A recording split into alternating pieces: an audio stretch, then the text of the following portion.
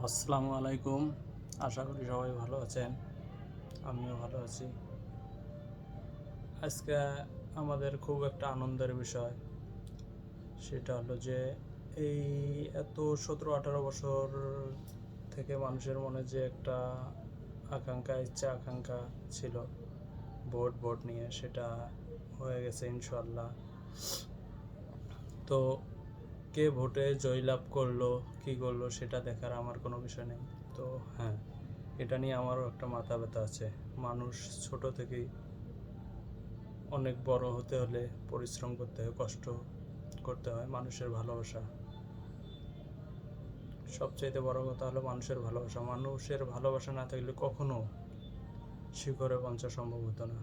তো আজকে আমাদের এক ভাই হাসনাত আবদুল্লাহ ভাই ইলেকশন করেছে,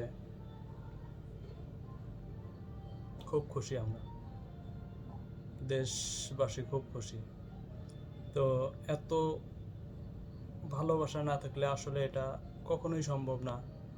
তো মহান আল্লাহ তাআলার কাছে হাজার হাজার শুকরিয়া জানাই যে এত মানুষ ভালোবাসা দিয়েছে, একটা সেন্টারেও সে হার মানে নাই, সবগুলোতে জয়লাভ করছে। এটা মহান আল্লাহ তাআলার অশেষ রহমত এবং মানুষের ভালোবাসা। মানুষ কতটা সৎ নিষ্ঠাবান হলে মানুষকে এতটা ভালোবাসা সম্ভব। তো ভাই, আপনার প্রতি মানুষ যে ভালোবাসা দেখিয়েছে, বা যেটা মানুষের মনের একটা আশা, ইচ্ছা, আকাঙ্ক্ষা, যাই হোক, যেটাই বলতে পারেন।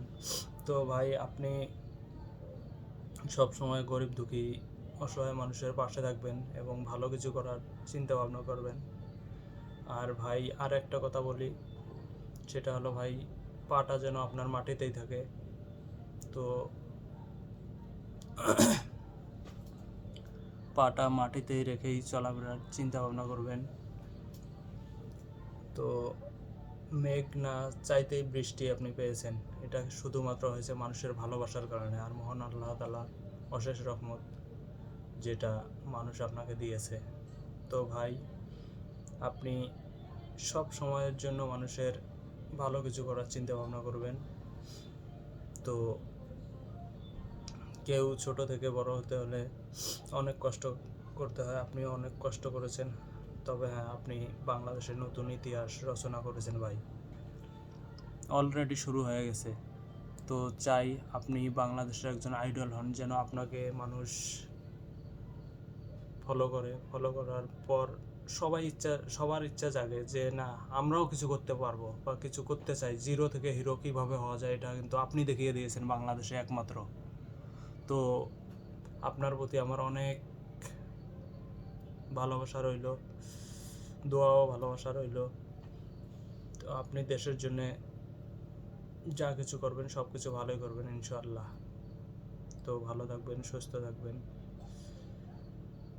সবাইকে সালাম, আসসালামু আলাইকুম জানিয়ে বিদায় নিচ্ছি। আল্লাহ হাফেজ।